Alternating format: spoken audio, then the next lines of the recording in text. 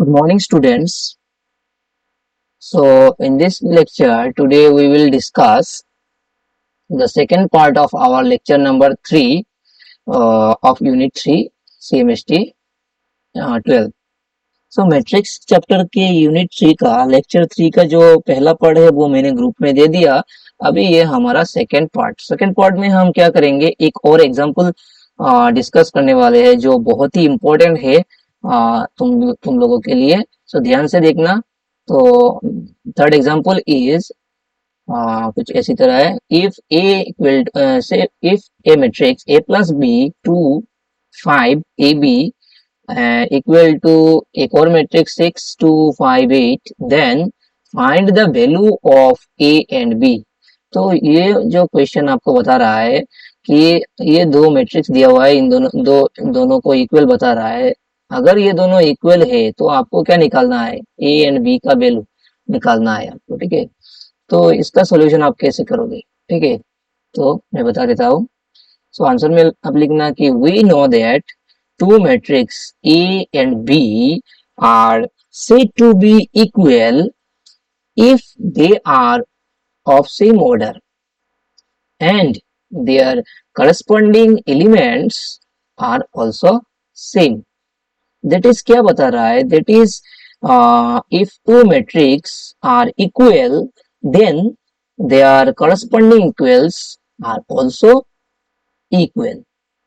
ठीक है, मतलब दो बाय डेफिनेशन हमें क्या मिला कि टू मैट्रिक्स को हम इक्वल मैट्रिक्स कहेंगे अगर इनका ऑर्डर सेम होगा।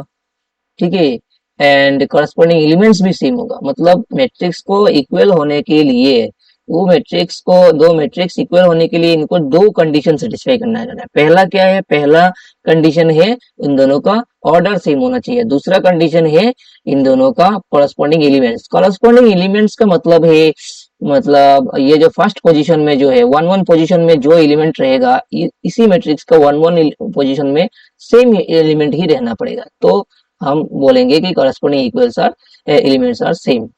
तो मतलब आप ऐसे बोल सकते हो कि अगर दो मैट्रिक्स इक्वल है तो इन दोनों का कॉरस्पॉन्डिंग एलिमेंट भी इक्वल ही होगा। इफ टू मैट्रिक्स, इसीलिए हमने लिखा यहाँ पर if two matrix are equal then their corresponding elements also equal. ठीक है, तो अभी मेन सॉल्यूशन का मेन पार्ट है। तो ये आप लिख सकते हो या फिर आपके पास टाइम कम है या आपको अगर आप बेटर मार्क्स चाहते हैं तो ये लिखना ठीक है, अच्छा है। और नहीं लिखने से भी ठीक है। ये दोनों ये लाइंस ये आपके लिए आपको समझने के लिए अभी जो है यहाँ से स्टार्ट कर सकते हैं सॉल्यूशन को। Since the matrix a plus b 2 5 A B equal to the matrix 6 2 5 8। ठीक है, मतलब अगर ये दोनों मैट्रिक्स इक्वल है तो हम क्या बोल सकते हैं, by principle of therefore by principle of equality of matrices we get, हम क्या बता सकते हैं कि ये दोनों मैट्रिक्स इक्वल है तो हम बोल सकते हैं कि इनका कॉरस्पॉन्डिंग एलिमेंट जो है वो सेम होगा। सो कॉरस्पॉन्डिंग एलिमेंट का मतलब क्या है, ये आ गया एक, ठीक है, और ये आ गया एक, और ये दोनों तो इक्वल ही है तो ये लिखना नहीं पड़ेगा। ठीक है, ये भी ठीक है। तो ये दोनों, ये वाला और ये वाला नहीं लिखने से भी चलेगा। तो लिखना पड़ेगा a plus B equal to 6, इसको हमने एक इक्वेशन नंबर 1 दे दिया, and A B equal to 8, इसको हम इक्वेशन नंबर 2 दे दिया। ठीक है, तो अभी हमें ये दोनों इक्वेशन मतलब सोल्व करना पड़ेगा इन दोनों इक्वेशन को। तो यहाँ से हम बी या ए का वैल्यू हम कैलकुलेट करेंगे। ठीक है, निकालेंगे। तो यहाँ से मैंने b का वैल्यू निकाल दिया। So now from equation number 2 we get what we get b equal to 8 by a। So यहाँ पर b equal to 8 by a, मतलब यहाँ पर a क्या कर रहा है, b के साथ इनटू कर रहा है, मतलब मल्टीप्लाई कर रहा है। तो अगर इसको हम इस साइड भेजे तो ये क्या करेगा, डिवाइड करेगा। सो 8 बाई a, तो इसको हमने इक्वेशन नंबर 3 दे दिया। ठीक है, ओके। अभी क्या करेंगे, इसको यहाँ से हमने निकाला, ठीक है, ए का वैल्यू तो हम यहाँ पे पुट करेंगे, सेकंड इक्वेशन में पुट करेंगे। So putting the values of B in equation number 1 we get. तो यहाँ पे बिठाने के बाद क्या होगा, a प्लस बी का वैल्यू जो है वो 8/a = 6 हो गया। तो अभी इसको हम सॉल्व करेंगे, ठीक है। तो इसको दोनों तरफ से ए से मल्टीप्लाई कर दिया। ये जो ये वाला सा यहाँ पर जो है वो ए है, इसलिए इसको हमने ए से मल्टीप्लाई कर दिया, ठीक है। तो ए से मल्टीप्लाई करने के बाद क्या होगा, ए स्क्वायर एंड 8 इंटू ए मतलब ए हो गया, और 6 इंटू ए 6 ए हो गया, ठीक है। तो अभी हम इसको थोड़ा साइड चेंज करेंगे। तो साइड चेंज करने के बाद क्या आ गया, ए स्क्वायर माइनस 6 ए प्लस 8 = 0। ये जो 6 है ये प्लस है, ये उस तरफ जाएगा तो -6 हो गया। तो ये एक क्वाड्रेटिक इक्वेशन इन ए हो गया, ठीक है। तो इसका हम सॉल्यूशन निकालेंगे, ठीक है। तो क्वाड्रेटिक इक्वेशन का सॉल्यूशन निकालने का तरीका बहुत बहुत है। तो हम इसका मिडिल टर्म फैक्टराइजेशन ही करेंगे, ठीक है। तो मिडिल टर्म फैक्टराइजेशन आशा करता हूँ कि आपको पता है। तो यहाँ पर अगर नहीं पता है तो बता देना, ठीक है। तो ए स्क्वायर माइनस 6 ए प्लस 8 = 0। तो यहाँ पर मिडिल टर्म होगा -4 -2a। तो यहाँ पर फर्स्ट जो है ये फर्स्ट टू टर्म से हमें क्या मिलेगा, ए कॉमन मिलेगा। तो ये हमने ए कॉमन ले लिया, तो ए इंटू ए माइनस 4, यहाँ से ए कॉमन लेने के बाद ए बचेगा, और यहाँ से ए कॉमन लेने के बाद 4 बचेगा, ठीक है। और यहाँ इन दोनों में 2 कॉमन है, तो 2 कॉमन ले लिया, तो यहाँ से 2 कॉमन ले लिया तो ए बचेगा, और यहाँ से 2 कॉमन ले लिया तो 4 बचेगा। सो नेक्स्ट क्या होगा, नेक्स्ट यहाँ पे भी 2 टर्म है, इन दोनों में 4a-4 कॉमन है, तो ये कॉमन ले लिया तो बचा क्या है, a-2। तो a-2 इंटू a-4 इज 0 हो गया। तो इन दोनों का प्रोडक्ट जो है 0 हो गया। कोई भी दो नंबर का प्रोडक्ट 0 तभी हो सकता है जब कोई भी एक इन दोनों में से कोई एक को 0 होना पड़ेगा, ठीक है।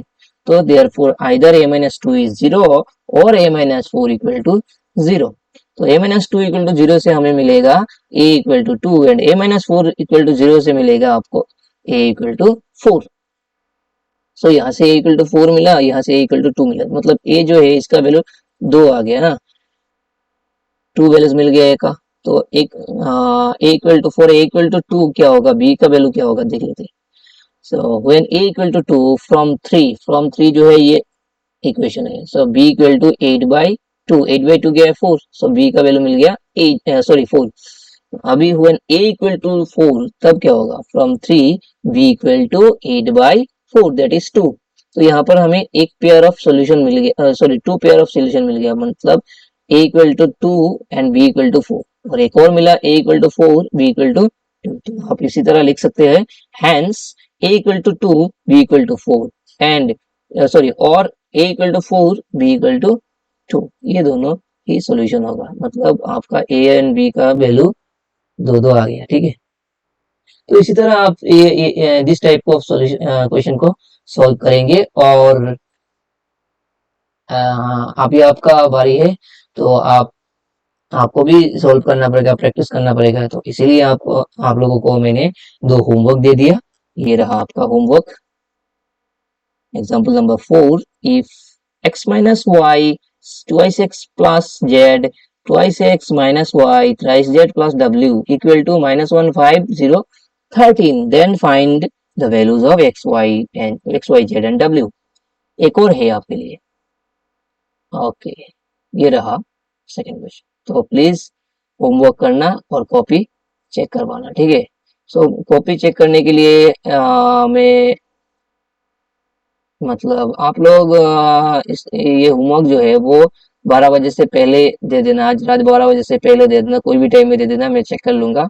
और नेक्स्ट क्लास जब कल जो क्लास होगा, तो क्लास में जब हमारा डिस्कशन होगा गूगल मीट में, तभी तभी आप अपना अपना कॉपी मुझे दिखाना पड़ेगा, ठीक है।